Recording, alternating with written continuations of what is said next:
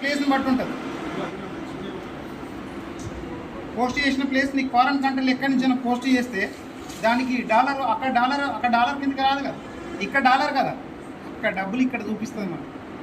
కాబట్టి దాన్ని అట్లా ఎవరంటే కూడా చేసుకోవచ్చు. అయితే దానికి ఒక ప్రాసెస్ ఉంటుంది, వాడికి పర్మిషన్స్ కావాలి. మన దగ్గర ఏ పర్మిషన్ అవసరం లేదు, అక్కడ ఉన్న పర్మిషన్ ఉండాలి. ఇట్లా అనేక ప్రయోగాలు చేసినాం మేము కూడా. కాబట్టి ఇవన్నీ అబ్జర్వ్ చేస్తున్నాము. ఇంకా చాలా తెలుసుకునేది ఉంది, నేర్చుకునేది ఉంది. మనకు తెలిసిన వాళ్ళు కూడా మాట్లాడాలి. మాట్లాడకపోవడం అనేది కొంచెం బాధాకరంగా ఉంది. ఇలాగ కీర్తన అన్న అడిగాడు, మీకు ఇదేమనిపించిందంటే నాకు చాలా హ్యాపీగా అనిపించిందన్న అని చెప్పా. ఎందుకు? నాలో బాధ ఉన్నా, నాలో సంతోషం ఉన్నా, నేను చెప్పవలసింది సంతోషమైన వార్తనే. ఎందుకు నేను ఈరోజు బాధపడ్డాను అనుకో, రేపు ఇంకొక అడిగి వేయలేదు. తల్లి పిల్లవాడిని పట్టుకొని నడిపిస్తున్నప్పుడు కొద్ది దూరం 10 మీటర్లు నడిచిన తర్వాత ఆ ఏలు వదిలేసి చెయ్యి వెనక పెడుతుంది. వాడు ఇటు పడతాడా అటు పడతాడా అని చూస్తూ పడుతుంది. అవునా?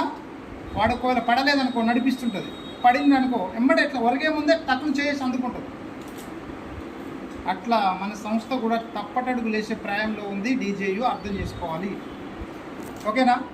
అలాంటప్పుడు ఖచ్చితంగా తల్లి ఏమనుకుంటే నా కొడుకు నడుస్తాడు, నిలబడతాడు, ఉరుకుతాడు, పరిగెడతాడు అనుకుంటుంది.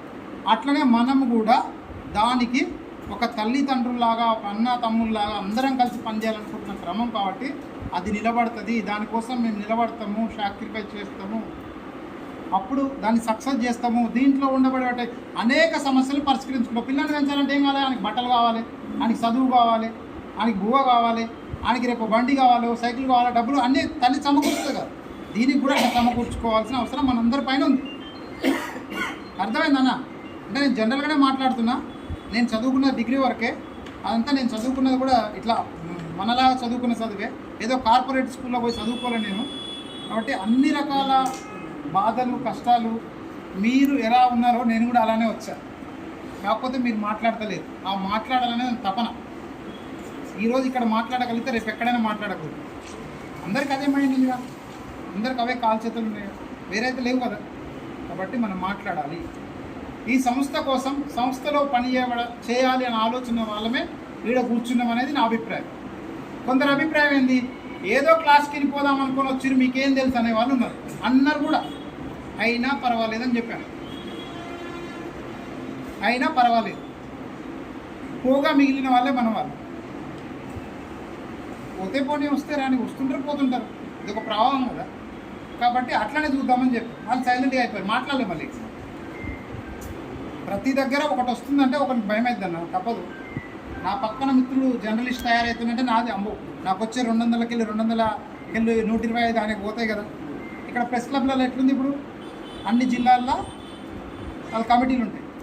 ప్రెస్ క్లబ్ తరఫున ఒక కమిటీ ఉంటుంది. అవునా? ఆ కమిటీ ఏం చేస్తుంది, మా వాళ్ళు 10 మంది రిపోర్టర్లు వస్తారు, వాళ్ళకి ప్యాకేజ్ ఇవ్వాలి. మీరు వాళ్ళకి 5,000 ఇవ్వగానే వీళ్ళు పంచుకుంటారు. ఆయన అన్నీ ఉంటాడు, ఎడిపోడు, ఆయన కూడా 500 తీసుకుంటాడు. మన శ్రమను దోపిడీ చేస్తున్నట్టే, మన మీద పెత్తనం చేస్తున్నట్టే. అయినా ఆయన ఫిజికల్గా పని చేయట్లేడు కానీ మెంటల్గా పని చేస్తున్నాడు. ఏం పని చేస్తున్నాడు? రావు గారు ఈరోజు మీ ప్రెస్ మీట్ ఉంది కానీ ప్రెస్ మీట్కి మా వాళ్ళు 10 మంది వస్తారంటే 10 మందికి ఒక 5,000 ఇచ్చి పంపించండి. ఆయన కూడా వర్క్ చేసినట్టే కదా. కనిపిస్తుందా? మనం చేసేది శారీరక శ్రమ కాదు. అంటే కాళ్ళు చేతులతో కంటే ఒక పార కార్మికుడు, ఒక లేబరు అట్లా చేసే పని చేయట్లేదు. మనం చేసేంత బుద్ధి, బ్రెయిన్తో. అంతే కదన్నా? బ్రెయిన్తోనేనా? ఆ బ్రెయినే కదా మన కాళ్ళు చేతులు ఆడిస్తేనే, కెమెరా ఆడిస్తేనే వచ్చేది. చెమటైతే తీయట్లేదు. అంటే అది కూడా మనం దృష్టిలో పెట్టుకొని మనం ఎవరు దోపిడీ చేస్తున్నారు, మనం ఎవరిని కోసం మాట్లాడాలి, మన వార్త ఎట్లుండాలి, మనం ఎలాంటి వార్తలు తీసుకురావాలి, ఆ వార్తను తీసుకొచ్చి టెలికాస్ట్ చేస్తే మనకు వచ్చే లాభం ఏంది, ఇవన్నీ కూడా మనం గ్రహించగలిగితే ఫస్ట్ లోగో ఎవరికి ఇవ్వకుండా మానండి. ఇది మానితే అన్నిటికీ సక్సెస్ అయితే మనకు ఆకలి అయితే మనమే తింటున్నాం కానీ పక్కోడు తింటే మన కడుపు నిండుతలేదు కదా. ఎందుకు మన లోగో వాళ్ళకి ఇచ్చి పంపించడం అన్న కూడా అదే చెప్పింది ఇప్పటిదాకా వేదన. బెస్ట్ లోగో మీరే పట్టుకోండి. మనం పట్టుకుంటే ప్రమోషన్ అవుతాం, 10 మందికి తెలుస్తాం. తెలవమ్మా? తెలుస్తాం కదా. ఏం రాజేష్ 10 మందిని ఇంటర్వ్యూ చేసింది అనుకో, ఓ రాజేష్ రోడ్ నమస్తే, ఈయన పలానా ఛానల్ ఆయన, ఆయన రిపోర్టర్ అబ్బా. రాజేష్ ఛానల్లో ఇంటర్వ్యూ వస్తుంది కానీ రాజేష్ తెలియదు. అట్లాంటి పరిస్థితిని వదిలేద్దాం. ఓకేనా? ఇప్పుడు నిన్నటంత జనం ఎక్కువైంది. రమేష్ అన్న మన సంజయ్ రెడ్డి గారు నిన్న కూర్చున్న దానికి ఇప్పుడు పెరిగింది. అవునా? ఇది పెరగాలి. మేము మొదట్లో ఒక వాట్సాప్ గ్రూప్ క్రియేట్ చేసినప్పుడు ఒక 30 మంది ఉంది. ఒక 20 రోజుల తర్వాత అది 50 మంది అయింది. ఒక వారం రోజుల తర్వాత అది 250 మంది అయింది. ఒక వారం రోజుల తర్వాత అది 250 మంది అయింది. వీళ్ళందరికీ డీజే గురించి తెలుసా తెలియదా అని పక్కన పెడితే వాళ్ళందరూ కలిసి రావడానికి సిద్ధంగా ఉన్నటువంటి వ్యక్తులు, మన మిత్రులు. కాబట్టి వాళ్ళందరి కోసం మనం ఏం చేద్దాం? ఇక్కడికి కొందరే రావచ్చు, వాళ్ళందరూ కూడా మన వెనకాల ఉన్నారు. వాళ్ళ కృషి ఉంది, వాళ్ళ యొక్క సాక్రిఫై ఉంది, వాళ్ళ యొక్క ఆలోచన ఉంది, వాళ్ళు కూడా మన వెనకాల ఉన్నారు.